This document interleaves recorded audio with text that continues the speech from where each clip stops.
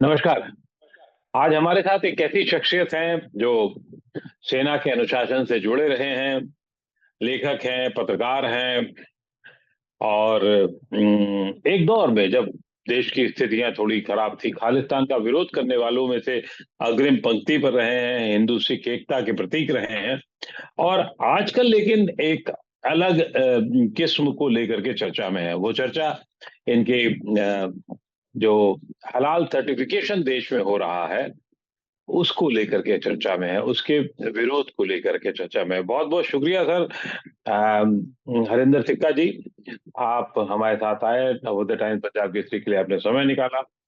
ये आखिर क्या विवाद है हलाल सर्टिफिकेशन का, और आप अब जगह जगह जा रहे हैं, इस पर बातचीत कर रहे हैं, क्या वजह है इसकी? मेरे देश के खिलाफ में एक बहुत बड़ा षड्यंत्र रचा गया कांग्रेस के द्वारा। जी।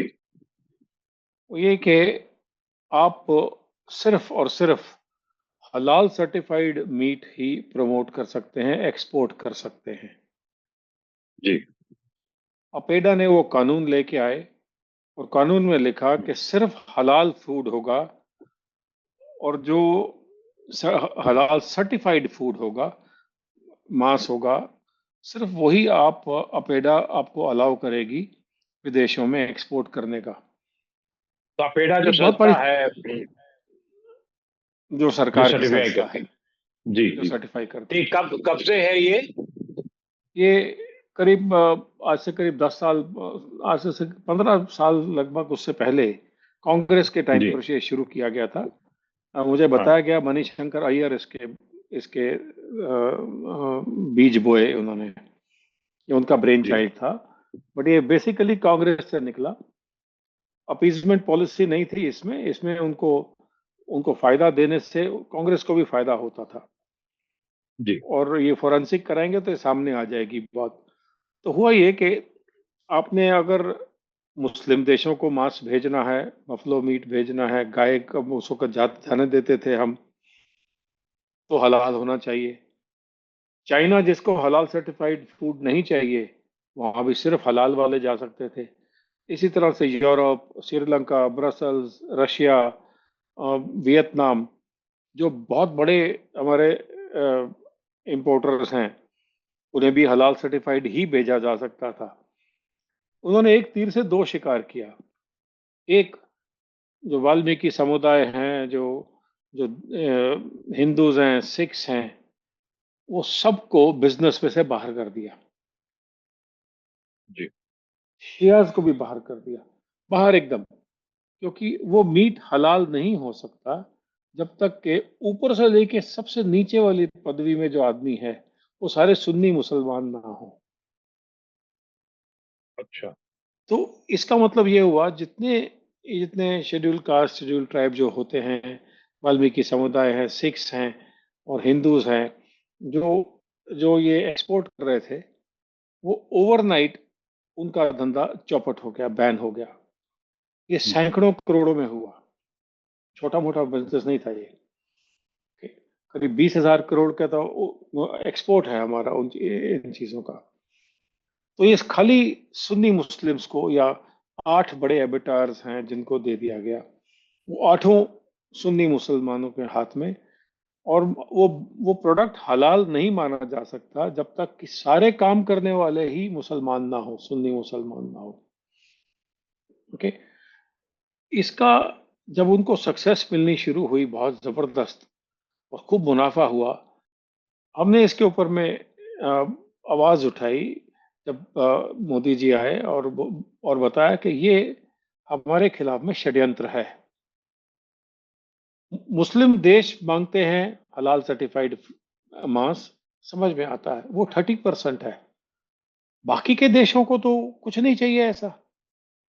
फिर आपने क्यों फोर्स किया? तो उन्होंने अपेडा से हुक्म दिया, पीयूष गोयल जी ने इसके ऊपर में काम किया।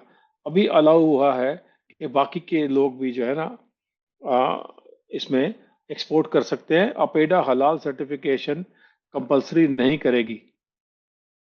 लेकिन ये पूरा जी। संदेश अभी तक मार्केट में गया नहीं है। तो अभी भी हम्म। सिर्फ और सिर्फ वो जो वो जो हलाल सर्टिफाइड है वही खाना बाहर जा रहा है। एक और जी। नुकसान है इसका।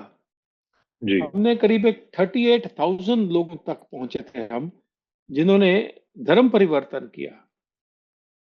हिंदूज, भाई जिन्होंने, गरीब लोग हैं, काम करना है, रोटी, उनका काम ही खाली मांस काटना है, बकरा काटना है। वो कम पैसा कहाँ से घर लेके जाए, कमाई रोजी रोटी। तो उनको हम्म। परिवर्तन करना पड़ा, धर्म परिवर्तन। सिर्फ इस इस तरह से, वजह से। इस वजह से एक और चाल चली। सभी एयरलाइंस आज भी, अगर आप पूछेंगे तो बताएंगे कि वो हलाल सर्टिफाइड खाना खिला रही हैं।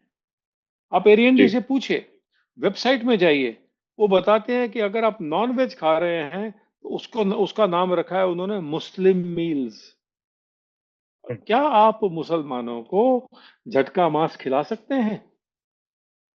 दूसरी हम्म। बात, लेकिन लेकिन एक चीज, क्योंकि दर्शकों को ये अंदाजा होना चाहिए कि हलाल क्या है और झटके का क्या है, ये भी थोड़ा डिटेल बता दीजिए, क्योंकि मैं वो बता देता स्पष्ट हो हूँ, जाएगा। मैं बताता हूँ। हम्म। हलाल वो होता है कि जिसमें कि एक बकरे को या गाय भैंस को मारने के लिए वो पहले उसको एक छुरी से उसकी खून की नसें काट देते हैं। फिर वो जानवर बिलख बिलख के रो रो के मरता है। और जब वो रो रो के मर रहा होता है तब ये उसके ऊपर में कलमा पढ़ते हैं। ये उनका रीति रिवाज है। जबकि इस्लाम में ये सब अलाउड नहीं है। उन्हीं के मौलवी बोल चीख चीख के चिल्ला रहे हैं कि ये बकरा खाना हलाल करना, ये नहीं लिखा है इस्लाम में। वो रीति बना दी उन्होंने, उसके ऊपर में उसको। और हिंदू और सिखों में और हमारे कॉन्स्टिट्यूशन में ये अलाउड नहीं है। मैंडेटरी है कि आप एक जानवर को स्टन करें। स्टन करने से वो बेहोश हो जाता है, तब उसको पता नहीं चलता कि उसको साथ पे क्या हो रहा है, कैसे मार दिया उसको। लेकिन आप एक रोते जानवर की बद्दुआएं लेकर आप उसका मांस बेच रहे हैं, खिला रहे हैं। ये हिंदू और सिखों में अलाउड नहीं है, इसको नहीं खाना है, रहत मर्यादा के खिलाफ है। हम्म। और चल रहा है। अगर आप एयर इंडिया से पूछें या उनकी वेबसाइट पे जाइए, अभी जाइए, उस पर लिखा है हम मुसलमान मील्स सर्व करेंगे। क्यों करेंगे भाई? 100 पैसेंजर्स में से 99 पैसेंजर्स अक्सर हिंदू होते हैं। ये कैसी अपीजमेंट हो गई? तो जब उनसे चैलेंज करिए तो बोलते हैं कि साहब ये तो ऑर्डर है। और बताते हैं, बड़ी कमाल की बात है, सुअर का मांस सर्व नहीं होता है, गाय का मांस अब एयरलाइंस में सर्व नहीं होता है। बट कमाल की बात है कि सुअर का मांस बैन है रेगुलेशन से सर्व करना, बट गाय का मांस सर्व नहीं होता, लेकिन बैन नहीं है। तो ये एक विंडो खोल के रख दी गई उनकी कि जरूरत पड़ी तो आप कर देना, कि उसमें बैन का कोई प्रोविजन नहीं है। तो एक चालाकी से ये काम किया गया। अब जब इसमें उनको आप सफलता मिली, हाँ, जी, जब आप इनको अक्सर उसमें बात से, कर जी बोलिए। आप अक्सर बात करते हैं कि ये हलाल इकोनॉमी है, जैसे 20,000 करोड़ का अभी आप बता रहे हैं।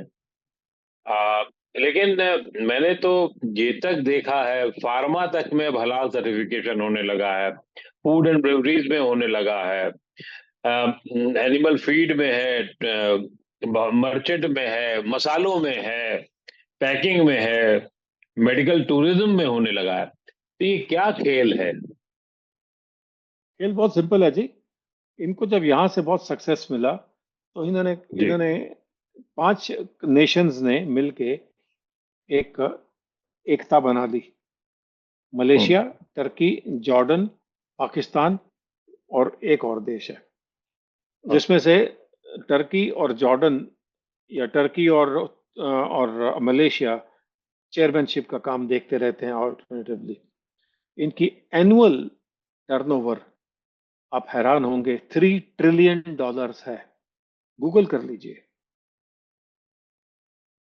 ओके। सिर्फ हलाल आप और मैं, सर्टिफिकेशन दे। हलाल हलाल सर्टिफिकेशन से। आज ब्रॉथल्स यूरोप में हलाल सर्टिफाइड है, इस्लाम में तो नहीं लिखा है। जुआ खाना हलाल सर्टिफाइड है। भारत में तिरुपति में जो प्रसाद बिक रहा था कुछ समय तक, वो हलाल सर्टिफाइड पैक था। जो घी यूज कर रहे थे कई कई मंदिरों में, वो हलाल सर्टिफाइड थे। एक अमेरिकन मस्टर्ड आती है, गार्डन मस्टर्ड, हलाल सर्टिफाइड है। अमूल का जो घी एक्सपोर्ट होता है, वो हलाल सर्टिफाइड है।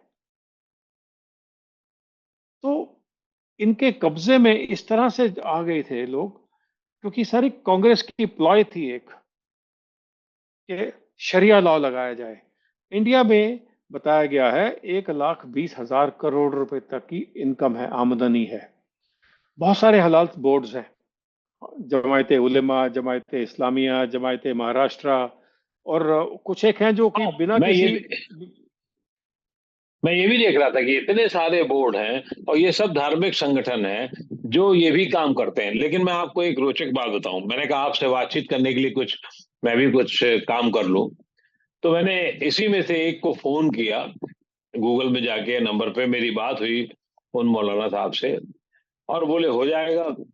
तो मैंने कहा क्या करना होगा उसके लिए, तो बताया कि साहब 35 से लेकर के और अलग अलग देश के हिसाब से पैसा पड़ता है, और हो जाएगा सर्टिफिकेशन आपका। मैंने कहा आप करेंगे क्या? कहने कुछ नहीं, आपको सर्टिफिकेट दे देंगे। हमने कहा मेरे यहाँ जाके, मेरी मसाले की दुकान है, फैक्ट्री है, उसमें जांच करेंगे, क्या करेंगे? कहले मसाले में क्या फैक्ट्री की जांच करनी, वो तो सर्टिफिकेशन आपको चाहिए, हम दे देंगे आपको, ये है। तो ये एक नोट प्रिंटिंग की पैरेलल इकोनॉमी चला रहे हैं। एक मशीन दे दी जी। है इनको। इनके पास में अपना कोई सिस्टम नहीं है। तो 15 से 16% जो मुसलमान हैं, उनमें से 0.1% ही तो हैं जो हलाल का काम कर रहे हैं। और पूरे देश को जो है ना, हलाल बना दिया है इन्होंने।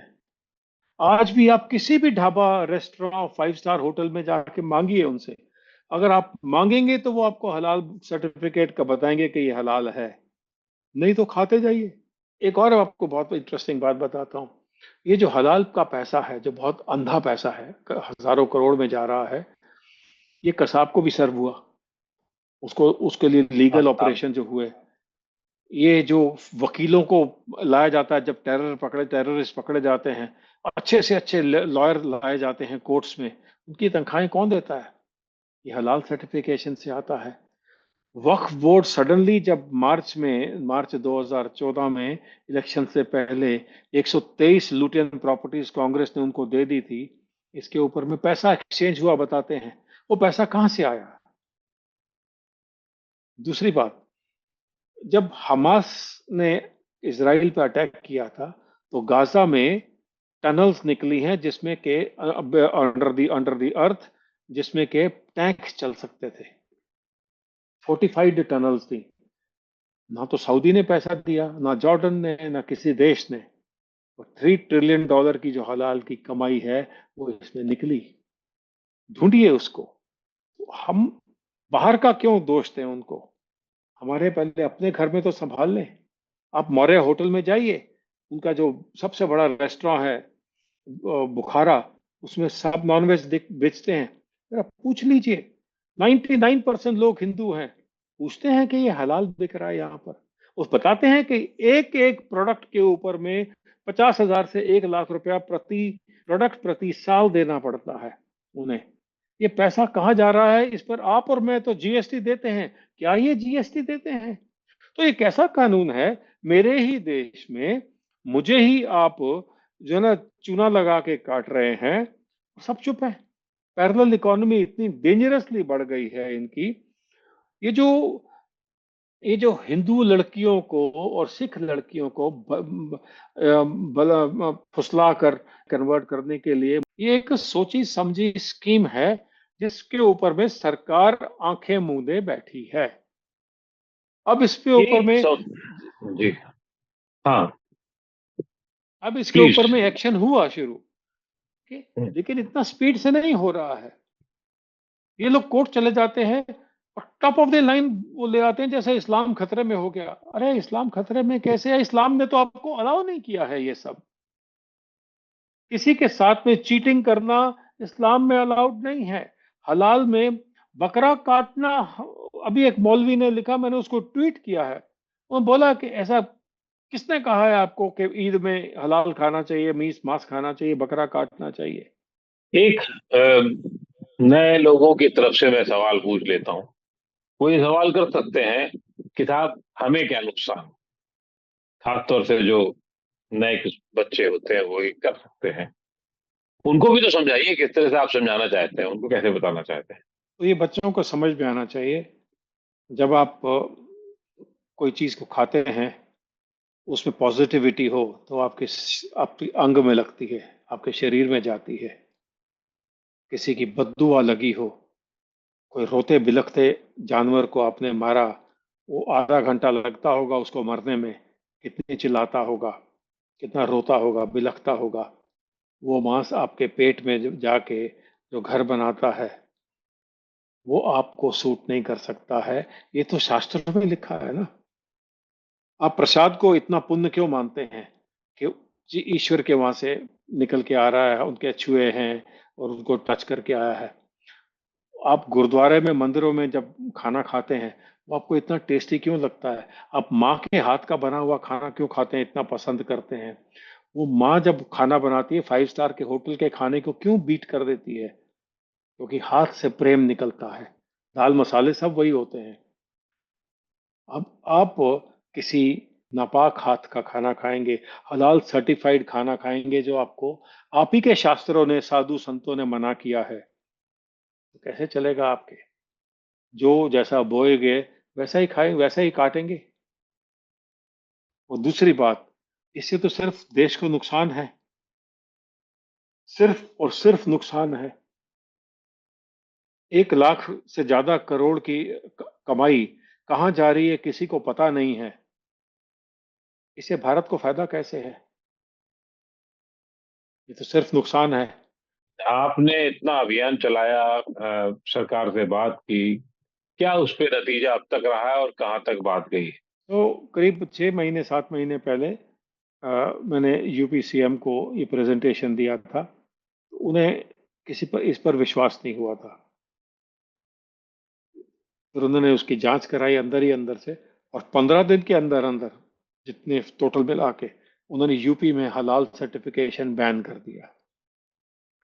मैंने गिरिलाल सिंह जी से मुलाकात की, गिरिराज सिंह से। जब वो फूड मिनिस्टर, गिरिराज सिंह जी से हम्म। उनसे बात किया, और बोला कि ये जो अमूल घी है वो तो आपके अंडर में आता है, ये हलाल सर्टिफाइड कैसे हो गया? तो उनको विश्वास नहीं हुआ। उन्होंने अमूल डेयरी को फोन किया, मिस्टर सोडी थे तब एमडी, उनको पूछा। वो बोलते हैं सर, वो मलेशिया जो है ना, वो मना करता है एक्सपोर्ट करने को, इंपोर्ट करने को, और हमें एक्सपोर्ट नहीं अलाउ करता है। तो उनका साहब, उनका पाम ऑयल बंद कर दीजिए आप इंपोर्ट करना। अब देखिए, हमसे मलेशिया लेता है घी और नहीं मांगता हलाल सर्टिफिकेशन।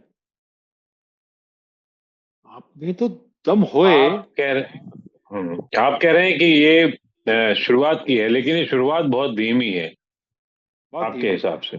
जी। क्या किया बहुत जाना धीमी चाहिए? है।